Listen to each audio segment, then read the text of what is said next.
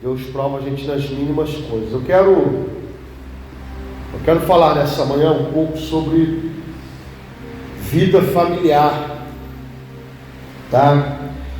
E os irmãos fiquem à vontade para perguntar. Quem quiser também auxiliar com comentários, fiquem à vontade, tá bom? Abre sua Bíblia aí em Gênesis capítulo 2, versículo 18 ao versículo 24. Uma outra pessoa abre para mim Mateus 16, 18. Abre para mim, irmão João, Mateus 16, 18, por favor. Duas instituições que Deus instituiu. A primeira foi a família. E a segunda instituição é a igreja. Tá? Hoje nós vamos falar um pouco sobre, vamos ler os versículos sobre as duas instituições, mas eu estarei falando sobre a vida familiar. Gênesis capítulo 2, versículo 18, diz a palavra do Senhor: Então o Senhor Deus declarou: Não é bom que o homem esteja só. Farei para ele alguém que o auxilie e lhe corresponda. Versículo 24. Por essa razão, o homem deixará pai e mãe e se unirá à sua mulher, e eles se tornarão uma só carne. Irmão João, pode ler para mim Mateus 16, versículo 18. Pois também eu te digo que tu és Pedro, e sobre esta pedra edificarei a minha igreja, e as portas do inferno não prevalecerão contra ela. Glórias a Deus, muito obrigado. Eu quero pedir para vocês deixarem as suas Bíblias abertas em Efésios. Nós vamos trabalhar um pouquinho no capítulo 5 de Efésios, carta do apóstolo Paulo aos Efésios. É muito importante, irmão, nós falarmos também sobre vida familiar, porque faz parte do escopo doutrinário da igreja. Eu estava conversando com o Jazuba ali atrás. Eu estava justamente falando com ele sobre essa minha insistência em falar com a igreja e mostrar para a igreja que o templo, as quatro paredes, isso aqui não quer dizer nada, porque biblicamente o templo de Deus são as pessoas. O culto de Deus é 24 horas, não é um período em que se reúne apenas. É muito importante nós frisarmos isso, porque o nosso culto ele passa pelo nosso lar também, pela nossa vida familiar e pelo nosso convívio, tá? Eu postei no grupo de obreiros um vídeo que apareceu de uma missionária que estava pregando e durante a pregação ela proferiu um palavrão, tipo, escapuliu, depois virou meme, né? Não sei se vocês repararam, agora já está na rede, virou meme, já colocaram, né, coisas escritas e tal. O que acontece com isso? A minha grande preocupação são pessoas que têm dois tipos de vida. Uma vida na igreja, uma vida de aparência de cristão, e uma outra vida que não é lá tão firme, uma vida dúbia. Aí eu fico imaginando e pensando várias coisas. Uma coisa, a boca fala, o coração está cheio. É a primeira. Segundo, não há nada encoberto que não venha a ser descoberto. uma hora ou outra a máscara cai. Deus permite essas coisas para poder mostrar que a situação ali está errada. Não estou fazendo um juízo contra a pessoa dizendo que vai para o inferno. Não, estou dizendo que há um problema na vida daquela pessoa que precisa de conserto. Todas as pessoas têm qualidades, todas as pessoas têm defeito. Todos nós temos espaço para melhorar, bastante espaço para melhorar. Temos que entender isso. Muitas vezes Deus está falando conosco, Deus está dando, como eu gosto de usar, um termo novo, o feedback. Deus está mostrando para nós, e às vezes a gente não está ligado, não presta atenção. Aí às vezes Deus permite acontecer uma situação vexatória como essa, para a pessoa poder acordar. É uma vergonha muito grande que essa irmã agora está passando, e ela vai ter que rever os seus conceitos, rever a forma como ela está interagindo fora, do círculo da igreja. Por quê? Porque com certeza, é bem provável de que fora da igreja, do círculo da igreja, ela profira esse tipo de palavras, e na hora da pregação deu aquela escapada.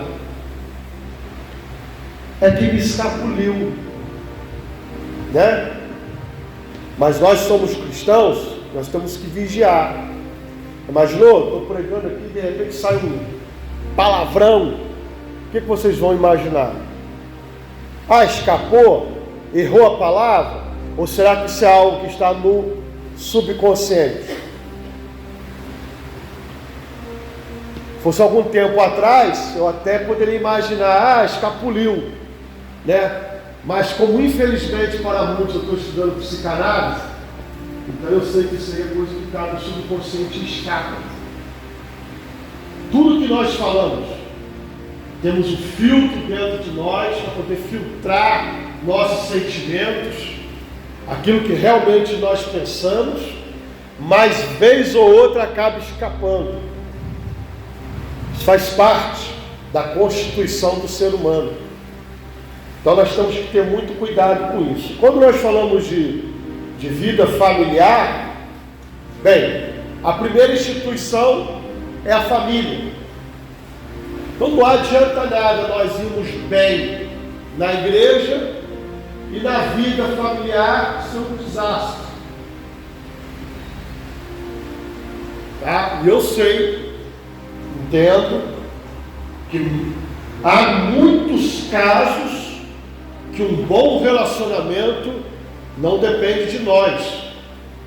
Às vezes tem pessoas desequilibradas dentro da família, há pessoas com problemas emocionais, psicológicos, deveriam estar até sendo tratados. Mas para mim está ruim. Me ajuda aí, por favor. Então, há pessoas que têm esse tipo de dificuldades no lar, e nós entendemos. Mas para nós que somos cristãos,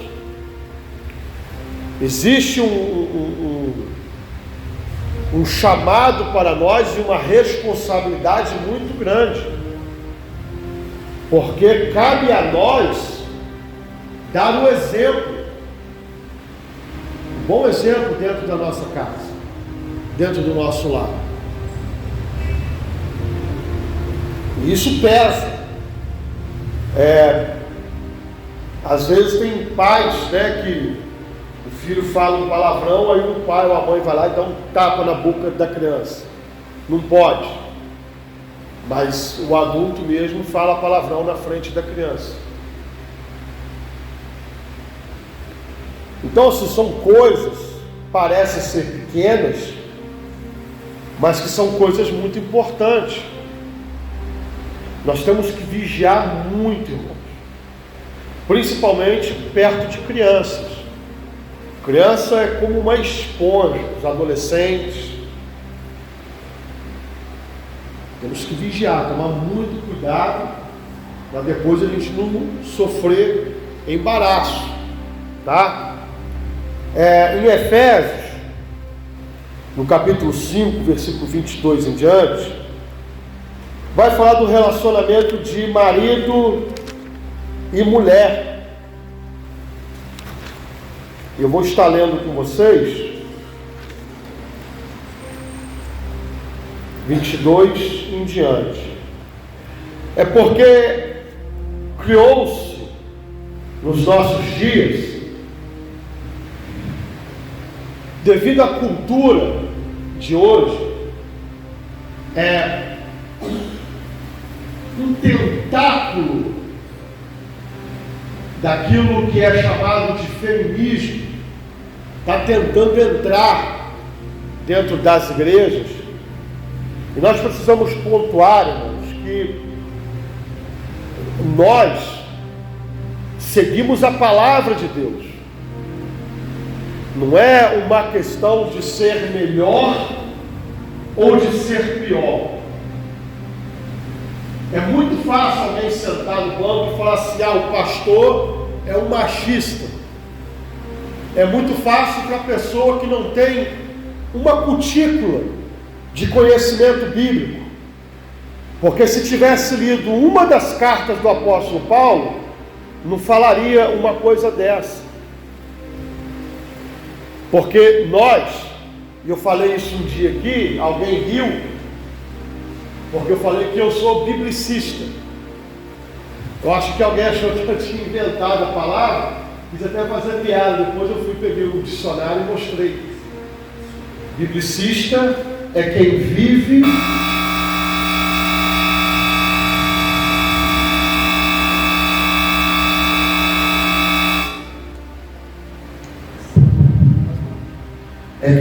pela palavra, quem estuda a palavra e quem segue as diretrizes da palavra de Deus.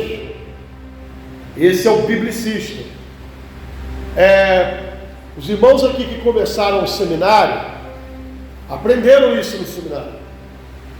E todo seminarista, estudante da palavra de Deus, ele deve ser biblicista.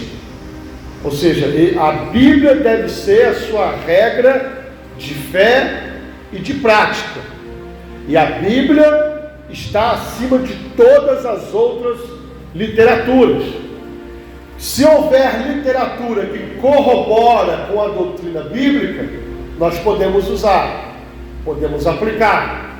Se a literatura contraria a palavra de Deus, nós devemos rejeitar. A Bíblia é ou não é a palavra de Deus? Quem crê, levanta a mão para eu ver. Então, nós temos que tomar muito cuidado com os conceitos seculares, como, por exemplo, feminismo. Tá? Isso não é de Deus. A questão não é de superioridade, a questão é de propósito, é de chamado. Não quer dizer que o homem é melhor do que a mulher, não. Quer dizer que Deus chamou o homem e o constituiu para um propósito. Deus chamou a mulher e constituiu a mulher para um propósito específico. Eu vou dar um exemplo fácil de entender. Se a gente pegar um peixe, colocar ele fora da água, o que vai acontecer? Morre. A gente pegar um pássaro, dá um exemplo com um sabiá, enfiar ele lá no fundo da água e deixar, o que vai acontecer? Vai morrer? Será? O problema é que as pessoas não entendem que há leis universais instituídas por Deus. E quando nós infringimos essas leis, nós vamos padecer, nós vamos sofrer, e quando insistimos, inevitavelmente haverá morte, porque está fora do propósito, está fora do ambiente para o qual foi designado.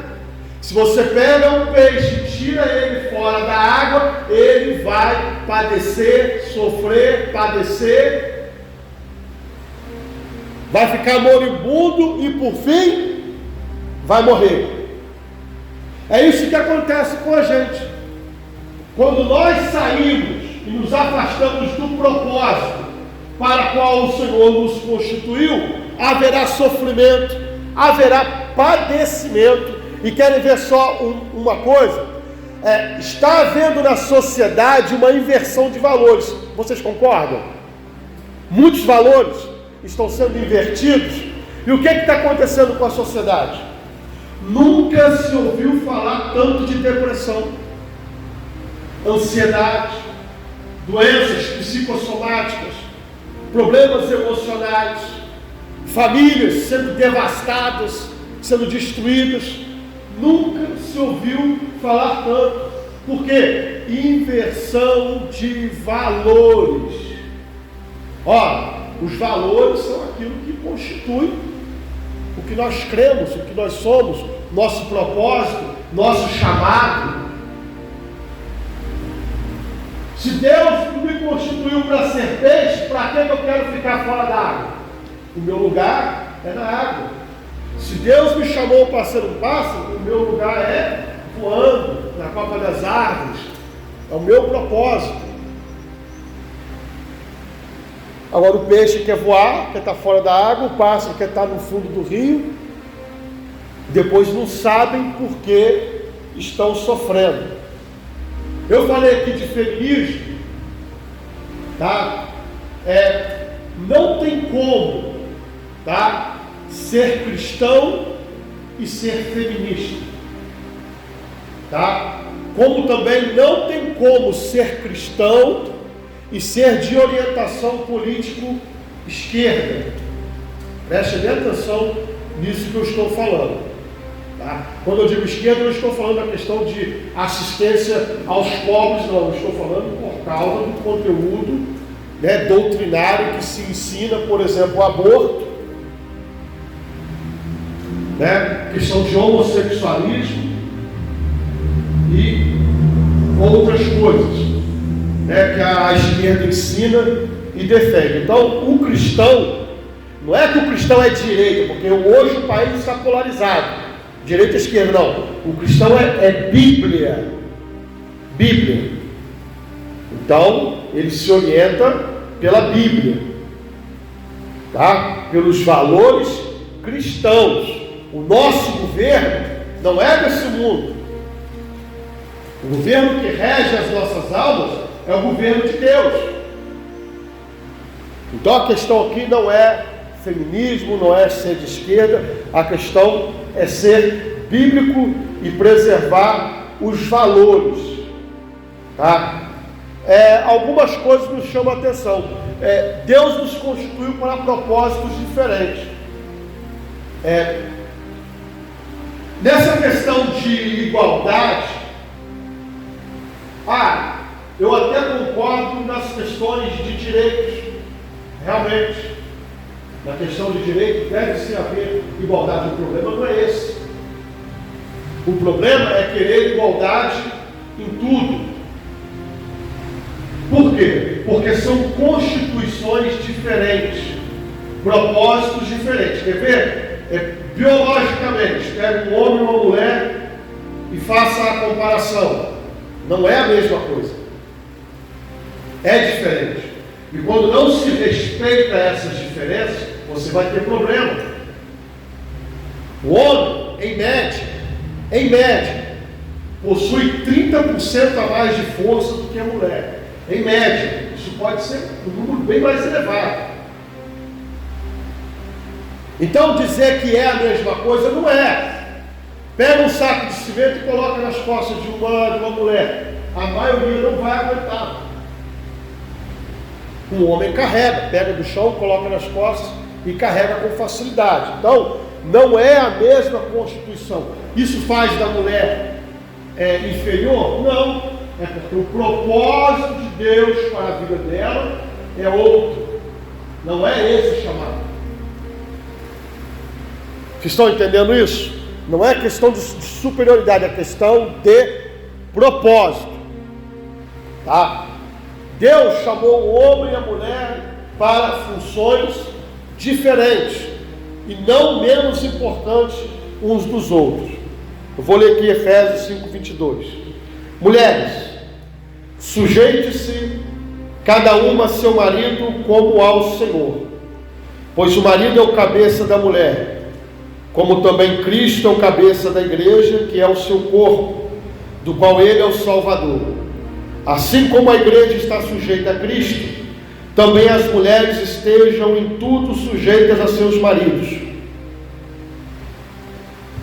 Depois eu continuo lendo.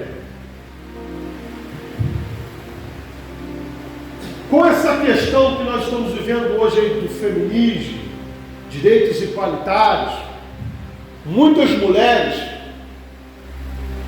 também cristãs, estão distorcendo o seu propósito para o qual foi chamado. A Bíblia diz que a mulher, no relacionamento conjugal, no relacionamento familiar, ela deve estar sujeita ao marido. Lembra de que eu falei com vocês? Essa instituição, ela é divina. Ela é divina. Deus instituiu a família. Lá no Éden, Deus viu que não era bom que o homem estivesse só. Farei uma adjuntora, ou seja, uma ajudadora. Mas o governo do mundo foi dado a quem? Foi dado ao homem. E a mulher é a ajudadora, é a auxiliar. Quando as pessoas invertem essas questões, por exemplo, tem mulheres que, eu não vou ouvir o marido, e não ouve. Aí está lá o peixe fora da água se debatendo, e depois não sabe por que está sofrendo. Sofre a pessoa, sofre a família, as consequências vêm, tudo por causa de quê? Por causa de uma insubordinação a uma lei divina, a uma lei que foi dada pelo próprio Deus, é uma lei universal. Tá? Então, ser sujeita, irmão, não é ser escrava. Tá? Tem gente que confunde isso. Tem homem que tem que entender isso também. O sujeitar-se é a mulher estar sobre a autoridade. Tá? Não há problema nenhum o casal sentar e conversar. Não há problema nenhum a mulher expressar a sua opinião e o seu ponto de vista, e muitas vezes ela tem razão. E não há problema algum nisso. A questão é, o que a mulher não pode fazer é atropelar a autoridade do marido. Ela tem que conversar, argumentar, mostrar, converse. E sob a autoridade do marido, porque a Bíblia vai dizer que o cabeça da mulher, o cabeça da família, é o homem. Então o homem é melhor do que a mulher. Volto a dizer, é uma questão de chamado, uma questão de propósito. Por que as mulheres são mais ligadas aos filhos? Porque a mulher possui características diferentes do que o homem. Pode perguntar. Então, isso é normal. Nesse contexto que nós estamos falando, submissão está sobre a mesma missão e obediência, né? Entre o homem e a mulher. Aí no versículo 5 fala: todos que devem se relacionar com o Senhor. E embaixo está falando, né? Que o marido tem que amar a esposa como Cristo amou a igreja. Então vamos chegar lá. Para mim está na pergunta. Uma certa vez eu ouvi uma pastora ensinando uma mulher a separar do marido, porque ela não acredita.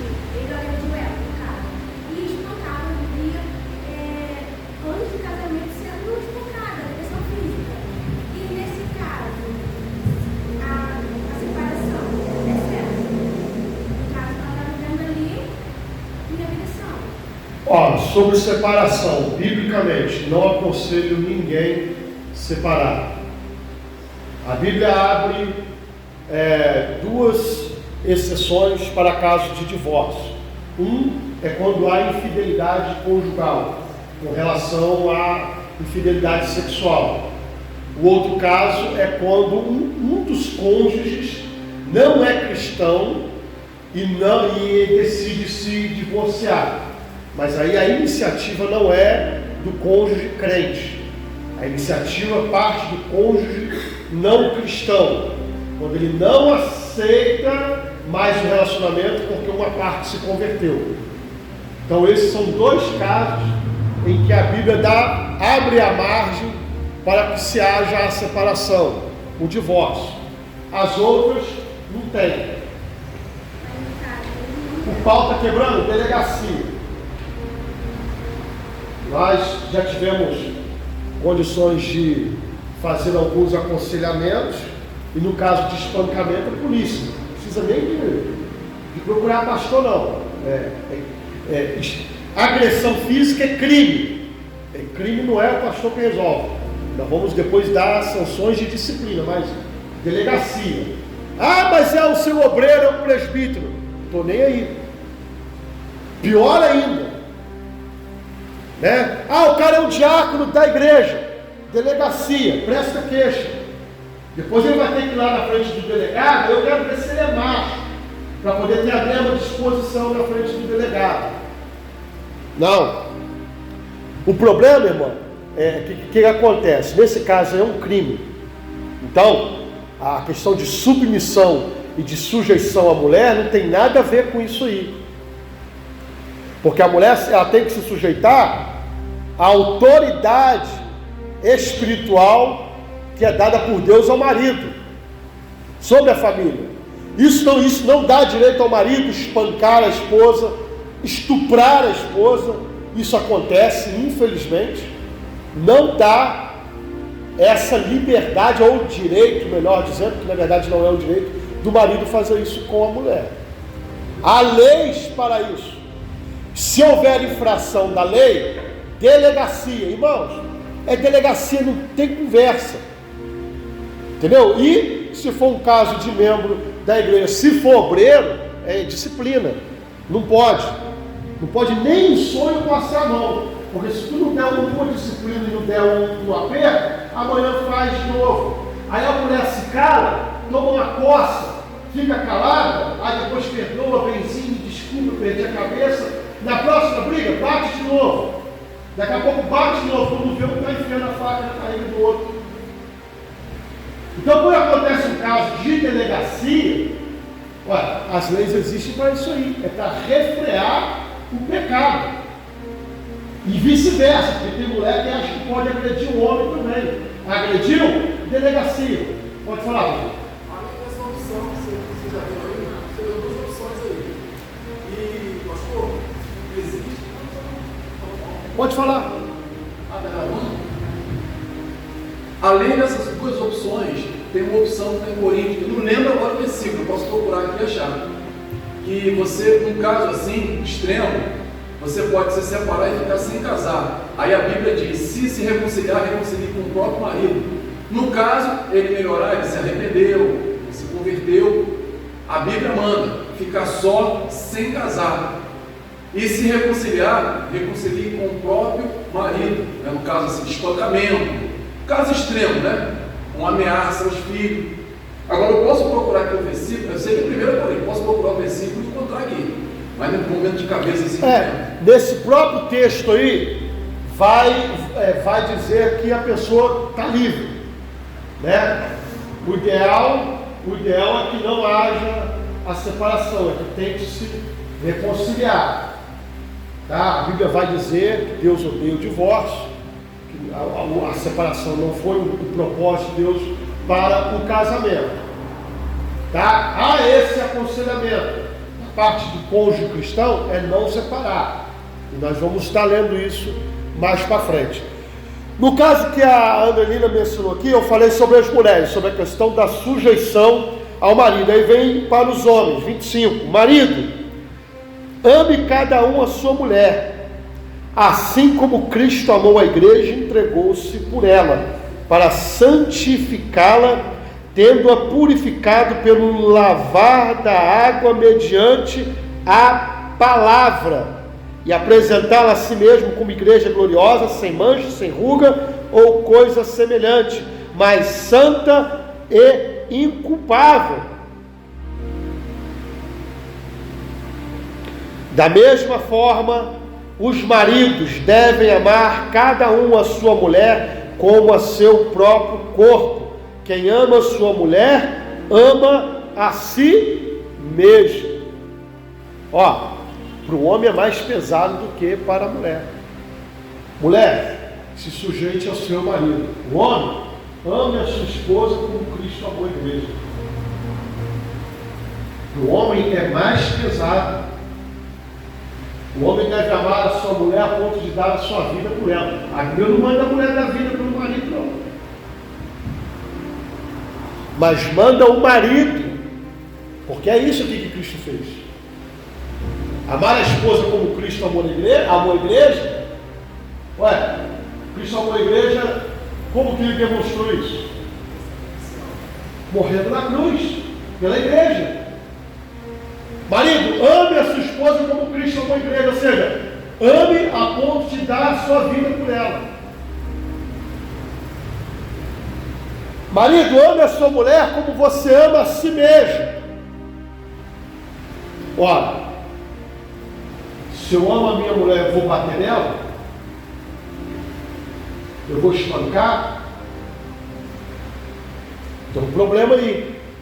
Então, é preciso rever conceitos, valores, para que nós não venhamos a cair em contradição. Então, vocês estão percebendo que há uma questão distinta de propósito e de chamado para o homem e para a mulher. Quando eu falei aqui que há questão de constituições que são diferentes, e são mesmo, vocês querem ver só? A mulher, ela é emotiva. É a constituição feminina. Há exceções, não estou falando de exceção, estou falando da via de regra. A mulher é muito mais emotiva. O homem é racional. Ao longo de toda a história, quando houve guerras, quem foi a maioria que foram para a guerra? Os homens. A gente está falando de racionalidade, mas a guerra nunca parece ser algo racional, né? Mas eu quero dizer que as mulheres são muito mais emotivas, muito mais sentimentais. Isso não é demérito, é a constituição feminina.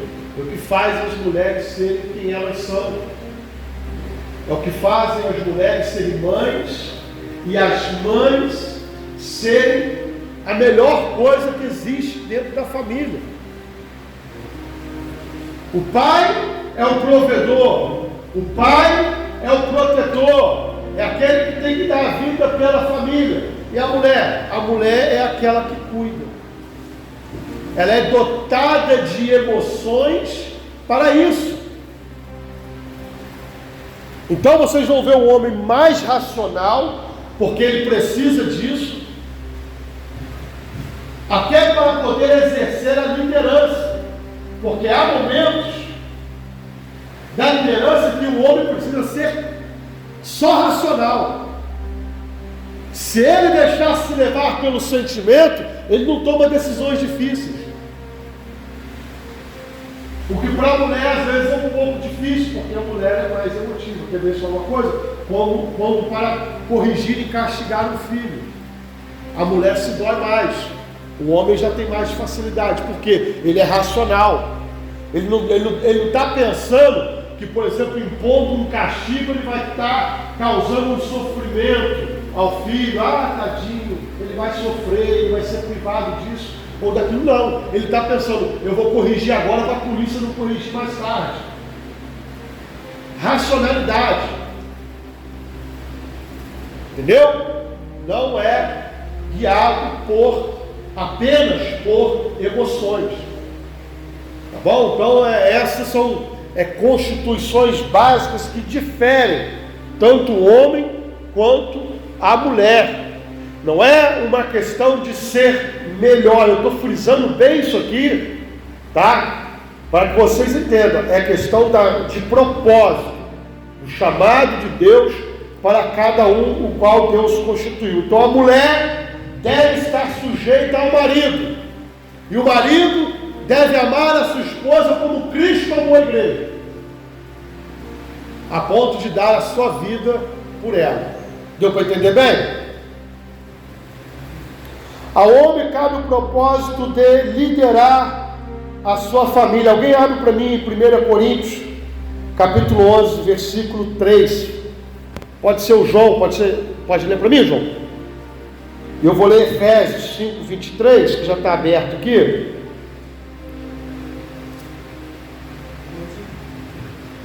Eu vou ler primeiro aqui, ó. Pois o marido é o cabeça da mulher, como também Cristo é o cabeça da igreja, que é o seu corpo, do qual ele é o Salvador. Então o homem é o cabeça da mulher. 1 Coríntios 11, 3. Mas quero que saibas que Cristo é a cabeça de todo varão, e o varão é a cabeça da mulher, e Deus a cabeça de Cristo. Está dando para vocês entenderem que não é o pastor que inventou isso. Isso é doutrina bíblica. Há uma questão de propósito, e essa instituição ela é divina, tá? São leis instituídas por Deus, e o propósito de Deus não é o propósito nem a vontade do homem. Quando esses valores são invertidos, a mulher começa a mandar o marido fazer o que quer. Aí eu volto à metáfora do peixe fora da água, se debatendo, sofrendo. Por quê? Porque ele está fora do lugar que ele foi chamado, ele está fora do propósito. O apóstolo Paulo vai dizer que os homens devem tratar a mulher com cuidado, como se tratava de um vaso mais frágil. É mais frágil. Quer ver só um exemplo? Às vezes no trabalho, o patrão dá um grito com a funcionária, ela vai chorar. Aí o patrão dá um grito com ele, o que acontece? Né? Estou brincando, tá, gente? Mas quem aqui já trabalhou fechado sabe como é que é. O camarada grita de lá, o homem grita de cá também, se estiver dentro da razão. Mas não é assim. E tal, vai argumentar, vai debater. A mulher tem outra constituição emocional, psíquica. Quando a mulher está fora desse propósito, vai haver sofrimento. E se o homem estiver fora do propósito, por exemplo, o cara é um banana, a mulher manda no cara, pau mandado, como diz por aí, a família toda vai sofrer. A mulher vai sofrer porque ela vai estar fora do propósito. Ela vai estar sobrecarregada com tarefa que não é para ela. A tarefa é do homem. Quando o homem abre mão, ele está fora do seu propósito. Sofre a família toda. Volto a dizer, não estou falando de machismo nem de feminismo. O casal deve sentar e conversar. A Bíblia vai dizer que a mulher sábia edifica o seu lar. Não deve ser uma múmia amordaçada, calada, não. Tem direito a dar opinião, sim, tem. Sempre conversa. É melhor duas pessoas pensando do que uma. Se houver mais adultos na família,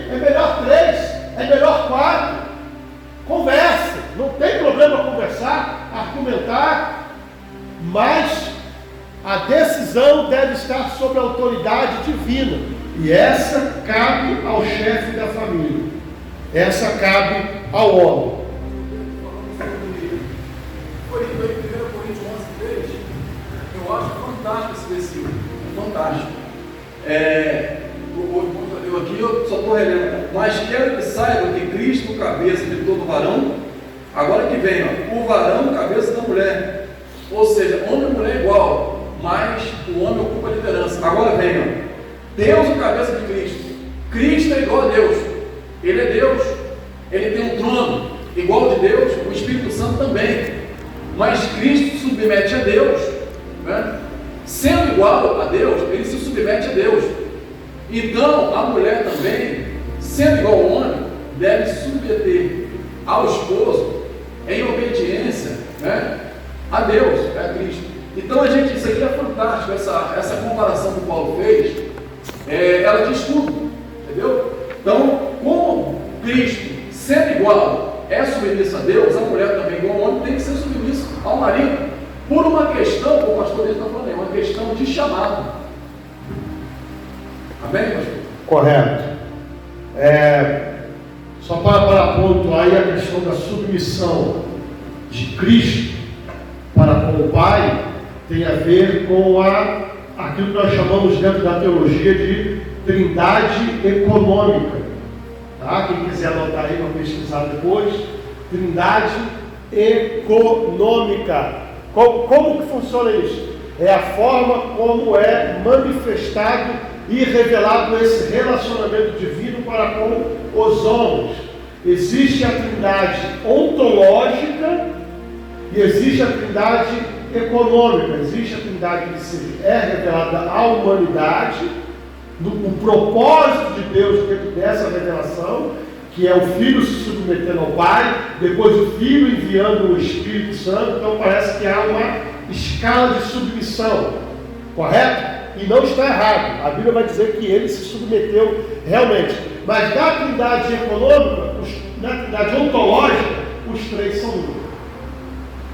Eu não vou entrar nesse assunto não, porque é um assunto complexo, né? Nós vamos precisar de um outro dia para poder tratar sobre isso. É só para deixar claro para os irmãos sobre o comentário que o presbítero Edson colocou aí, que é pertinente. Ou seja, a submissão até na revelação de Deus entre o Pai e o Filho para conosco, inclusive o Espírito Santo que foi enviado. Então nós, seres humanos, não queremos nos submeter às diretrizes e leis divinas. Vamos ser um pouco mais práticos. Quando Jesus Cristo, no seu ministério terreno, ele apareceu, né? Encarnou, viveu, cresceu, e quando ele foi iniciar o seu ministério, o que ele fez? Antes de iniciar, olha, batizado. Havia um profeta que estava pregando. Sabe o que é isso? Jesus Cristo vem, sendo Deus encarnado, se submete à autoridade do profeta João Batista. E João Batista, sabendo quem era, não, eu é que preciso ser batizado por ti. Jesus vai dizer assim: convém cumprir a justiça de Deus, convém cumprir as Escrituras. Aí João aceitou batizar. Sabe o que é isso aí? Submissão à autoridade. Gente, o mundo espiritual é regido por princípios, por leis eternas. Quando nós quebramos essas leis, inevitavelmente vai haverá sofrimento.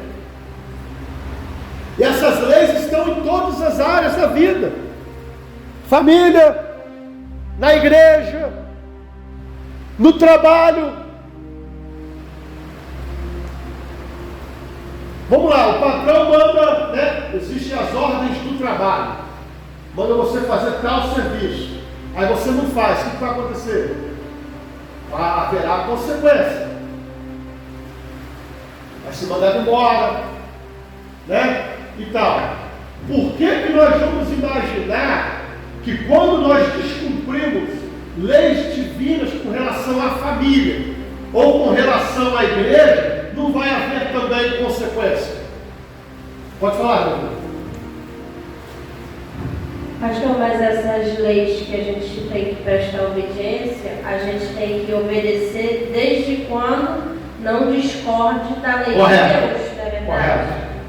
Correto. Tá? Nunca contra a palavra de Deus. O patrão marcou lá um churrascão e vai chamar um monte de prostituta para o churrasco. Quer que todo mundo participe? Não vou. Falo porque já aconteceu isso no trabalho. Quando eu trabalhei na companhia, tinha o churrasco da família e depois eles marcavam o churrasco das amigas, que eram chamadas de amigas. Não ia. Tinha um monte de gente que ia. Eles contratavam um monte de prostitutas e ali fazia aquela orgia.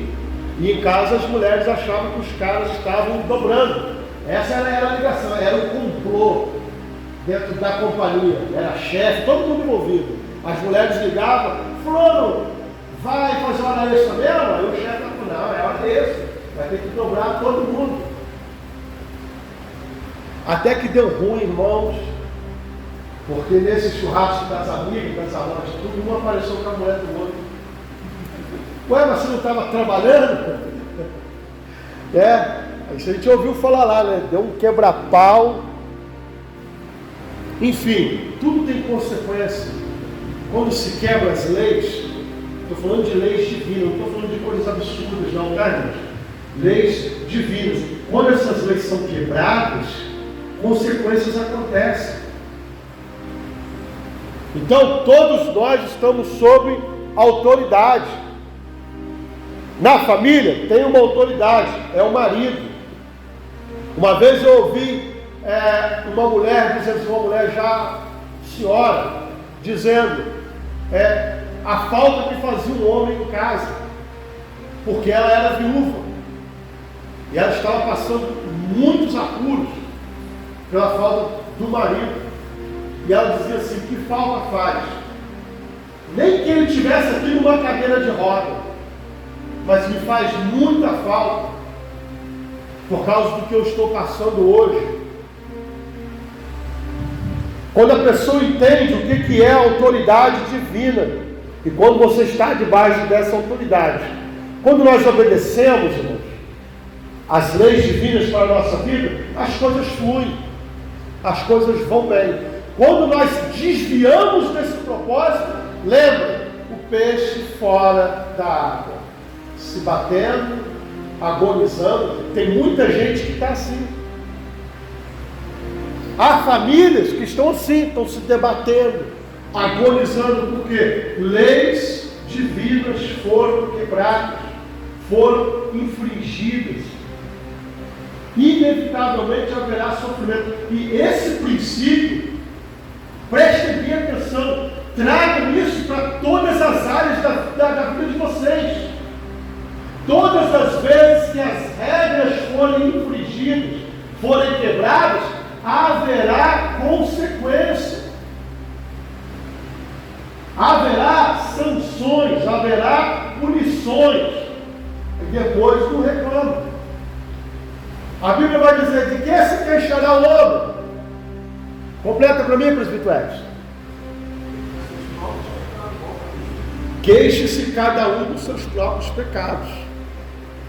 Então, nós precisamos de entender isso, tá? Quando estamos debaixo de autoridade, nós estamos debaixo das leis de Deus, estamos debaixo da vontade do Senhor para as nossas vidas. Ficou bem entendido isso, né, irmãos? Não é questão de superioridade, ou de ser melhor ou pior, é questão de propósito. Entenderam bem isso? Eu quero falar isso aí fora do microfone. A minha opinião, isso era minha. Hoje, na minha opinião, esse negócio de pastor, igreja, é mais eu me amar como feminismo, e não pela necessidade. Eu não sou radicalmente contra, não sou. Tem gente que é radicalmente contra, eu não sou radicalmente contra. Eu não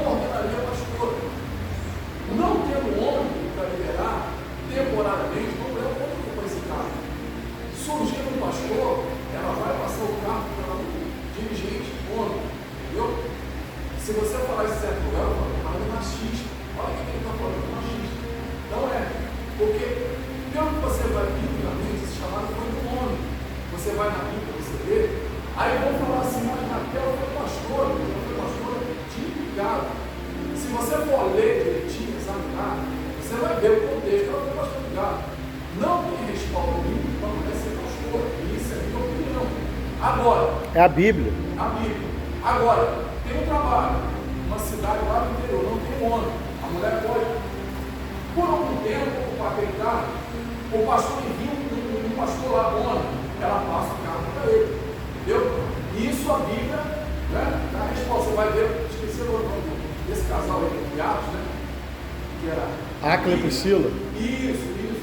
Então, eu acredito assim, temporariamente. Eu, caso assim extremo, mas hoje em dia você vê um pastor por aí, meu irmão, não, e outra coisa, elas falam o seguinte, eu ouço direto isso aí, na igreja eu não com meu marido, mas em casa eu mando em mim.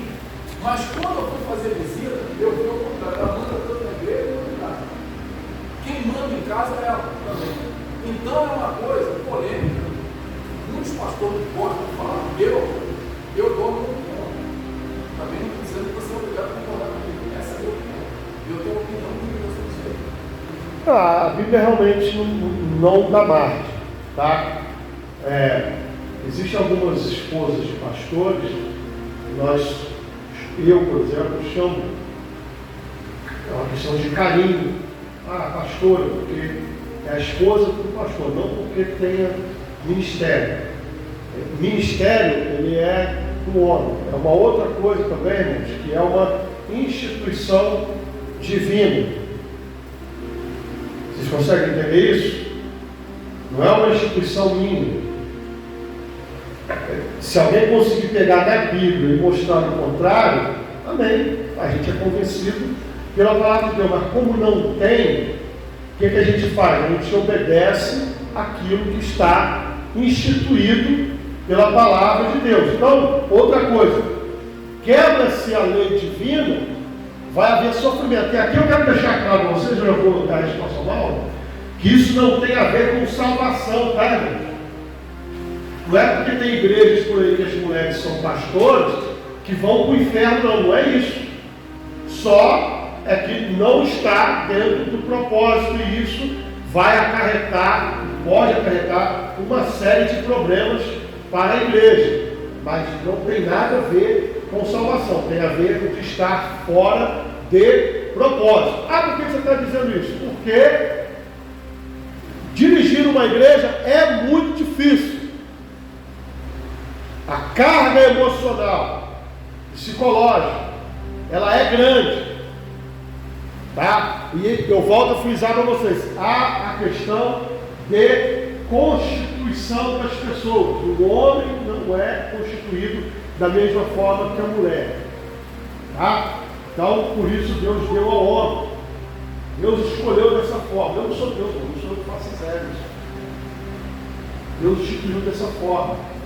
E cabe a nós obedecer. Eu não tenho problema nenhum com uma mulher dirigindo uma igreja, como o prefeito pontuou. Há locais por aí que não tem ninguém, vai as irmãs mesmo. Eu não tenho problema com irmãs pregarem, desde que estejam sob autoridade pastoral. A gente não pode, por exemplo, distorcer textos bíblicos, quando Paulo está proibindo Timóteo de permitir as mulheres ensinarem. Não é para todas as igrejas. Especialmente Corinto e Éfeso tinha problema, porque as mulheres eram sacerdotisas no culto pagão, ou seja, elas pregavam as doutrinas pagãs, elas tinham essa postura de liderança, entendeu? E quando elas chegavam na igreja, elas queriam mandar também, queriam ensinar, atrapalhavam o culto, atravessavam os ensinamentos. Por isso Paulo deu aquele corte para essas igrejas, porque estava havendo problemas. Tá? Agora, as mulheres podem ensinar? Podem. Pode pregar? Pode, desde que esteja sobre a autoridade do pastor. Deu para vocês entenderem? Na verdade, irmão, eu vou falar uma coisa para vocês, não segure, irmão. Uma outra opinião. A igreja, ela cresceu, a maioria é mulher.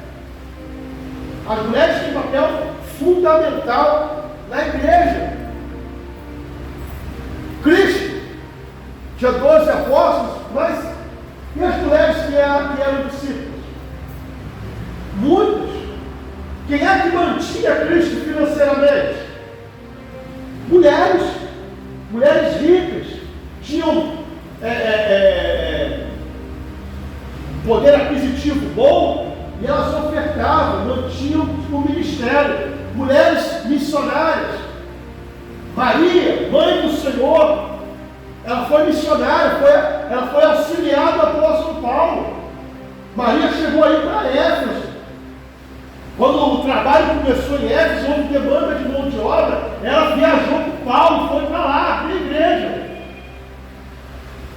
Um casal que o presbítero Edson citou, Priscila e Áquila. O certo não deveria falar assim, Áquila e Priscila? Áquila é o marido, Priscila é a esposa, mas sempre vem Priscila e Áquila. Priscila é lembrada primeiro. Por quê? Porque com certeza ela era muito mais atuante na obra do que o marido. Não é questão de superioridade, é questão de chamado, questão de propósito e de estar submisso às leis de Deus. Antes de eu dar para a Natália, o Mauro está se morrendo aqui. Amém? Amém. Segundo a indagação do presbítero Edson, ele disse que é a opinião dele. Eu consigo entender que a posição da Bíblia. Indagando também, que o senhor acabou de falar após o Edson, por carinho, chama a esposa do pastor de pastora. Isso sou eu, tá? Tá, isso ninguém precisa de fazer isso não. Sim, acho que estou explicando bem. Mas, particularmente, eu nunca tive problema com isso. Mesmo que eu saiba que eu vou num lugar em que lá a liderança chama pastora, eu não consigo falar pastora. Isso é normal. Porque assim, eu consigo entender até o fato da gente ter uma regra, a Bíblia como regra de vida. No começo aqui da escola bíblica foi dito que quando o homem se junta com a mulher, tem que sair da casa, da família, né?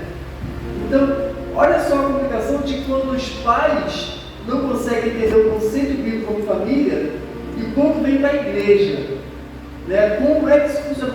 Para mim, a visão de um pastor chamado por Deus, ele tem que ser muito superior aos pais, a mãe e pai de um filho, né? De uma família. Então eu consigo ver que a posição de um pastor do ministério é muito mais séria do que de uma família. Porque se tudo isso aí é opinião, não é a opinião do irmão, é a Bíblia. Pode ser a tua posição, mas eu não tenho problema com isso, eu não consigo. Entendeu? E quando a família é falha, pai e mãe, a posição do pastor é muito séria. Amém? Natália?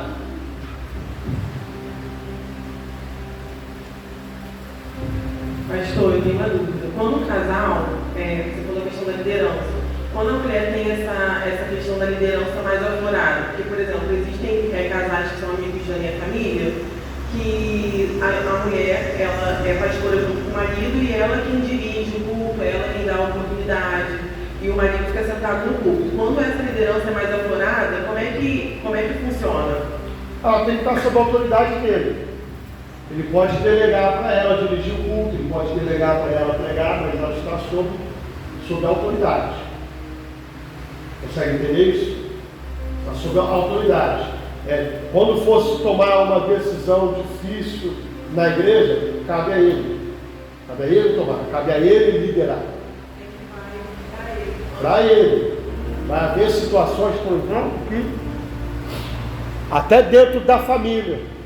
Olha, tem marido, isso não é novidade para ninguém, dentro da família. O cara recebe o salário e entrega o salário inteiro na mão da mulher, está errado? Por causa disso, ele é pau mandado? Não. É uma questão de ajuste daquela família. Por quê? O camarada está trabalhando e a mulher está em casa. Por exemplo, Então quem tem que administrar as contas da casa é a mulher. Como é que o cara vai pagar a conta pelo dia inteiro preso dentro do trabalho? Como é que ele vai no mercado fazer conta? Então, é delegado à esposa. A esposa pode administrar lá, desde que esteja em comum acordo debaixo da autoridade. Ó, você faz isso, esse dinheiro aqui é para pagar a conta. Né? Embora que tem pessoas que você tem que tomar cuidado de deixar o dinheiro, porque senão mete o pau no duro. Né?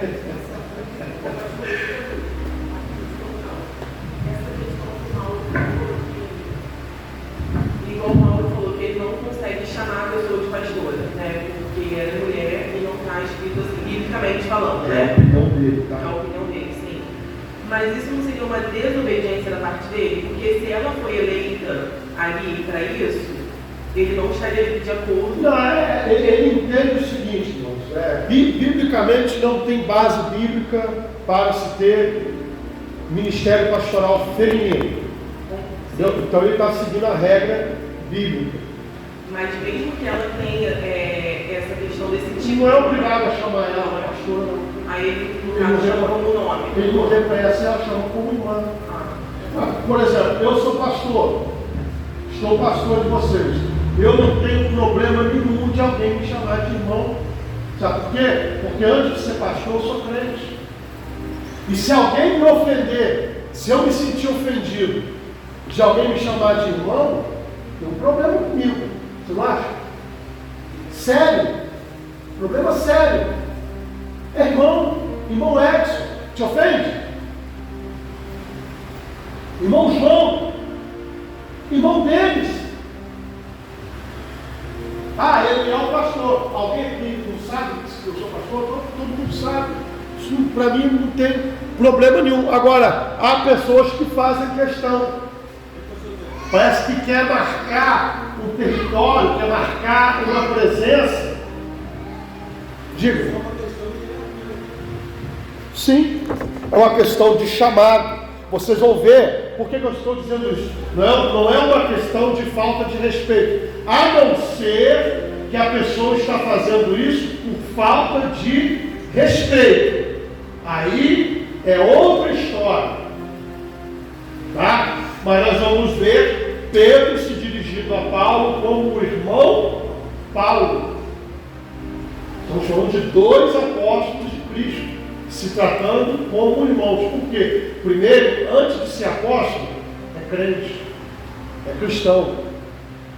Entendeu? Eu já vi isso acontecer, irmãos, grupo de teologia, né? O pastor, o professor, o irmão fulano e tal, o cara atravessou na hora, não é irmão não, é pastor fulano e tal. Eu vi isso acontecer, e os dois são conhecidos meus, até a cara rachou de vergonha. Inclusive, eu indiquei para o seminário, você não acredita que ele está fazendo isso, vontade de descanar. A vontade a gente pode ter, tá? A gente só não pode pecar, tá?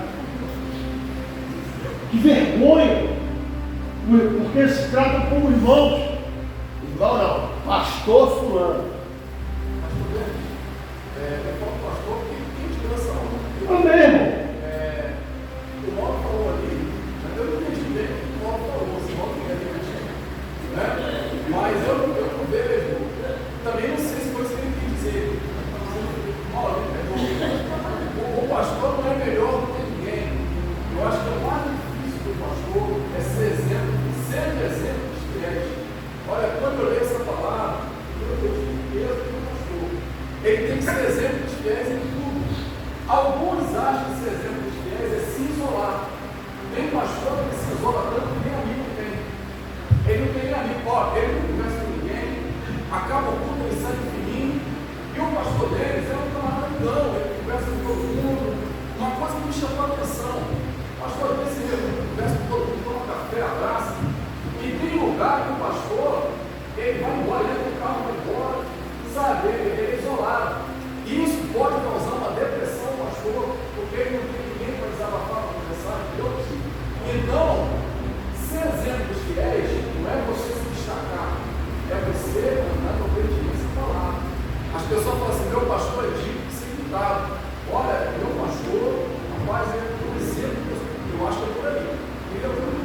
Sim, eu entendi o que o Mauro quis dizer. Ele quis dizer que é um ponto de vista pessoal dele, ele não consegue chamar nenhuma mulher de pastora. Tá? Às vezes ele vai numa igreja, tem uma pastora como líder, mas ele tem essa dificuldade por causa que não há base bíblica do ministério feminino, é pessoal dele, não é isso? Mas ele tratou do outro ponto também, ele tratou do pastor, da liderança do pastor. Eu comparei pai e mãe de uma família e que não consegue educar os filhos conforme tem que ser, conforme a regra bíblica.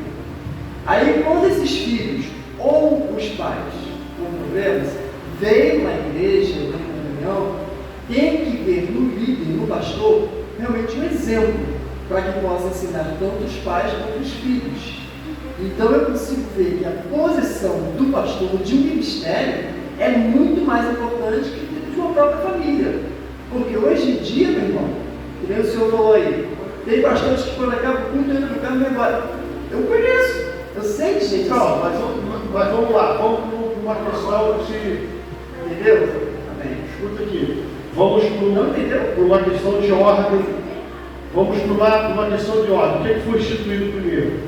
A família ou a igreja? A família foi a primeira instituição. Correto? Então, a primeira coisa que tem que estar em ordem é a casa. Primeira coisa. Tanto que, para ser ministro, o senhor sabe disso, para ser ministro da igreja, precisa governar primeiro o quê? Exigência. A casa. É a primeira instituição. Se a casa não for bem governada, você não pode governar a igreja. Uma questão de princípio. A família é a primeira instituição. Então, se você governa bem a família, você pode governar, você está apto. Não quer dizer nem que vai conseguir, mas você está apto. São pré-requisitos. É manejar bem a palavra de Deus, ser um homem de oração, ter uma vida irrepreensível. Então, irmãos, é pesado. Quando eu fui consagrado a presbítero, eu senti um peso tão grande, porque na minha mente me vinha o meu avô, na minha mente me vinha o meu pai, presbítero, homens com a vida irrepreensível, homens de Deus, homens de oração, homens de fé. Então isso sempre me pesou muito. Hoje fui consagrado a pastor. Vocês acham que diminuiu? Não. A responsabilidade e o peso aumenta. Eu comecei com Cristo, eu fui consagrado, até aí tranquilo, né? Fui para casa dormir. Quando eu acordei estranho. Não sei explicar para vocês. Eu sei que eu acordei estranho, me sentindo estranho, não sei explicar. Nem ruim e nem bom, estranho. Um dia eu não vou conseguir explicar alguma coisa, eu não sei, talvez o peso da responsabilidade, algo se movimentando no mundo espiritual, é bem provável que seja isso, mas eu me senti estranho. Fala, Marcos. Eu não estou entendendo o que você está falando, mas qual o conselho que você daria à pessoa que dentro da igreja se passa como santo, mas dentro de casa é um espírito de corpo? Agora vamos vice-versa, às vezes dentro de casa é santo. Quem está falando do microfone? Eu quero uma vez. Chega aqui na igreja tem um espírito de corpo danado. Não fala, deixa eu tentar entender isso. Tem pessoas que chegam aqui na igreja, coisa de santo dentro de casa, é difícil de apurar. E tem pessoas que dentro de casa tem um espírito de corpo, mas o espírito dentro de casa nem chega aqui na igreja se mostra santo. Isso é hipocrisia. É hipocrisia. Isso aí, Jesus, ele repreendeu os fariseus por causa disso. E vocês já repararam como que eu sou assim, bem enfático nessa questão de não ser uma coisa aqui e outra em casa? Porque isso aqui é só uma reunião da igreja. Mas o ser crente, o culto, é 24 horas. E começa em casa, começa na família. Então não adianta, por exemplo, pagar de santão aqui e eu estar arrebentando a minha mulher em casa. casa, batendo nela, xingando, fazendo tudo quanto é coisa errada, deixando a desejar das obrigações. Não posso. Isso sou eu. Então você é o super-homem, você é infalível. Não, eu tenho falhas. Eu erro em outra coisa. Eu aceito feedback. Porque uma coisa que Deus me deu é humildade. Eu não sou arrogante. Eu sou humilde. Se eu estiver errando em alguma coisa, vamos sentar para conversar. Se for plausível, eu vou procurar melhorar. Eu aceito a opinião. Mas a questão é, nas coisas que estão na cara, pelo amor de Deus, tem coisas que eu preciso de falar. Não é verdade? Por exemplo, xingar palavrão, precisa de falar que está errado? Precisa do pastor ficar falando? Você não pode passar o dia inteiro xingando palavrão no trabalho, na escola, ou dentro de casa, e depois vir para a igreja pegar o microfone, ou cantar, ou pregar, ou seja lá o que for. Está errado. Não podemos misturar as coisas, tá, irmãos? Nós temos que procurar ser santo em toda a nossa forma de viver. E a primeira instituição é a família. Não adianta ter a igreja ajustada, arrumadinha e a família ser uma desordem. Ontem eu estava fazendo uma pergunta hoje, fazendo uma pesquisa na internet. Pastores, cantores e pastoras que falavam que os cultos hoje são gravados. Domingo, no celular, gravado os cultos. Maioria são gravados ao vivo. Pessoas pregando e falando palavrões. Já fizeram pesquisa? É assustador. Pastores, cantores, entendeu? Aí eu falei o seguinte, é um caso isolado. Está acontecendo muito. O que a pessoa fala no dia a dia, às vezes solta, involuntariamente, solta, pregando, entendeu? E isso vem acontecendo, entendeu? Aí eu falo o seguinte, aí eu vejo, cadê a santidade desse curso? Eu não estou dizendo que é membro, não. Estou dizendo que é só do culto. Se você quiser fazer isso aqui, você faz, entendeu? Então, o que está acontecendo hoje? A gente tem que ter muito cuidado, porque, olha, os cultos são gravados. O que você falar, não tem como corrigir mais. Você tenta corrigir, está gravado, já foi falado, já foi. Então, todo cuidado é pouco. A pessoa, né? Agora, se você tem um linguajar normal, você não precisa ter cuidado, não vai sair. Agora, uma pessoa que tem uma vida, como ele falou, o Marquinhos falou, geralmente acontece, está pregando. Mas a máscara cai. Cai, exatamente. Não há nada encoberto que não venha a ser descoberto. Isso dentro, eu até falei com vocês aqui, dentro da psicanálise isso explica. Psicologia também explica isso. Ninguém consegue manter uma aparência que ele não vive por muito tempo. Uma hora ele deixa e mostra a verdadeira face. Isso se ele não se arrepender, pastor. Existe essa possibilidade também, irmãos, que as pessoas se arrependem. Com certeza, nós estamos tratando aqui de pessoas que têm vida dupla. Ivani. Pastor, em cima da pergunta que o irmão aqui fez, que eu esqueci o nome dele, irmão Edson, ele perguntou sobre esse negócio de pastor que pega o carro, vai embora, não tem muito assim, esse convívio com as pessoas. Assim, eu nunca fui pastor, não fui esposa de pastor, mas eu entendo um pouco porque tem pastor que faz isso.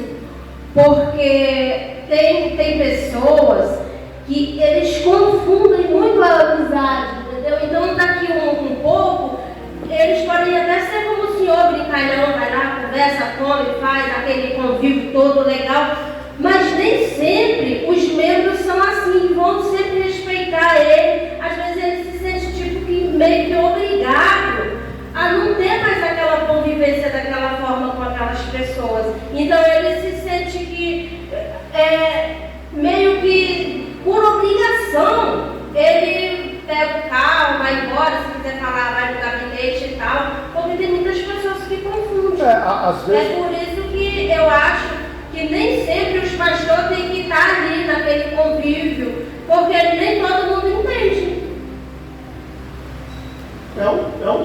ponto a se considerar.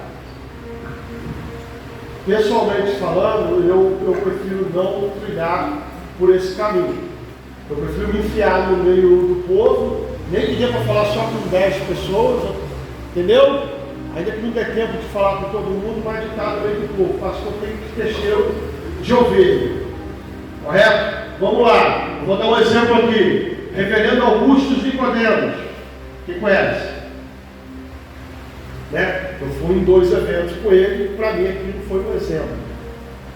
Tá? Na hora de tomar o café, na fila com a bandeja na mão, junto com todo mundo.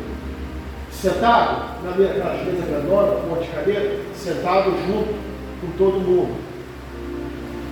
Na hora de almoçar, fila de novo, prato na mão, no meio de todo mundo. Então, assim, isso é uma coisa que eu vi, que me chamou a atenção, porque em muitas igrejas não se tem esse hábito. Os pastores se separam, se privam, e isso é um costume das igrejas. Está certo ou está errado, aí vai dar mentalidade de cada um. Para mim, eu vou tentar manter o máximo que eu puder estar no meio das pessoas. Pode ser que mais para frente, com o crescimento da igreja, por necessidade, pode ser que aconteça de ser necessário fazer alguma mudança ou alguma adaptação. Eu ainda não sei. Entendeu? Mas enquanto puder manter dessa forma, eu vou manter. Tá? Lógico, por exemplo, um pastor de igreja grande, né, para ele é muito mais difícil ele poder dar atenção para todo mundo. Por exemplo, você entrar no meio das pessoas, é tanta gente que é capaz de poder até acontecer algum problema, mas sim. Eu peguei uma igreja, não teve uma mulher. Lá, de presbítero para cima, vai lanchar junto com as esposas, não dá igreja. E o diácono para baixo, lá tem um povo, aí tem uma cozinha, uma mesa, aí de diácono para baixo, lanchando lá. E de presbítero para cima, eu fui chamado para igreja, o pastor me chamou, não tinha o que dizer não. Eu fui pregador, então ele falou, presbítero, vai lanchar conosco, com os ministros. Entendeu? E ali as esposas do ministro, junto com o ministro, lanchando. Eu sei, fiquei por obediência, fui, mas eu não me senti bem. Eu prefiro estar no meio do povão. Então, eu ia falar isso agora, porque eu fui na estripiada na natureza. Então, assim, o nosso costume lá era o seguinte: quando as irmãs estavam lá na cantina, por exemplo, eles primeiro separavam de quem era do grupo, depois com o restante das coisas, e sempre eram mais para eles. Por exemplo, era legado como uma questão de honra. E eu fui ensinada assim pelo meu pai. Então, assim, não sei o que foi o pastor falando, a questão do costume. Mas vai que eu não acho que é errado. Por isso que eu até às vezes eu quero fazer um quê, porque, por exemplo, eu e o Guilherme e o pastor Neto, a gente tem uma amizade fora daqui. E às vezes eu fico assim com medo de chamar eles lá de perto lá fora, porque aqui eu chamo ele de pastor porque é uma questão de honra. Qual era o costume da igreja primitiva? Eu já falei isso com vocês. Atos 2 vai dizer que a igreja perseverava unida num único propósito, no partir do pão e nas refeições, juntos, unidos. Então, eu quero manter isso até onde eu puder. Por que eu estou falando até onde eu puder? Porque pode acontecer futuramente de haver circunstâncias que possam exigir que não seja feito assim. Mas enquanto pudesse manter, tentarei manter um cafezinho. Quantas vezes nós chegávamos aqui na escola dominical e tinha um café? Só não era lá atrás, né? A cozinha não era pronta, então o café era ali atrás. Tomava-se café junto. Isso é coisa de comunhão. Nós aprendemos assim. E comunhão é mesa, é comida. A ceia do Senhor é a nossa comunhão com o Senhor. Passa por quê? Comida e bebida. Então, para nós conhecermos uns aos outros, nós temos que ter comunhão, sentar na mesa. Quer ver só? Como que eu vou conhecer o presbítero Edson se eu terminar a EBD, ele entrar no carro dele e for embora? A gente precisa de um tempinho para sentar, para conversar. Quantas pessoas chegaram para mim e disseram assim: poxa, eu achava que tu era um arrogante. Por quê? Por causa do meu jeito sério, às vezes de questionar as coisas, de ser incisivo. Mas depois a pessoa se sentar e dizer assim: poxa, não era nada disso. Eu vejo que você é uma pessoa muito séria. Apenas isso. Então, essas más impressões, a gente só consegue reverter isso na comunhão, sentando junto, conversando, tomando um cafezinho junto. Como é que está a família? E se conhecendo. Fora isso, é impossível. Enquanto nós pudermos manter a comunhão e essa pegada de igreja, mas família, nós vamos manter para a glória de Deus. Lembrando, irmãos, que a primeira instituição é a família, depois é a igreja. O marido, a mulher, deve ser sujeita ao marido, lei divina. E o marido deve amar a esposa como Cristo amou a igreja. Para o homem, ele recebe maior responsabilidade, mas o dever dele também é maior.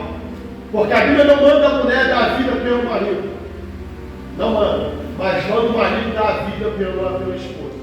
Amém? Deus abençoe vocês.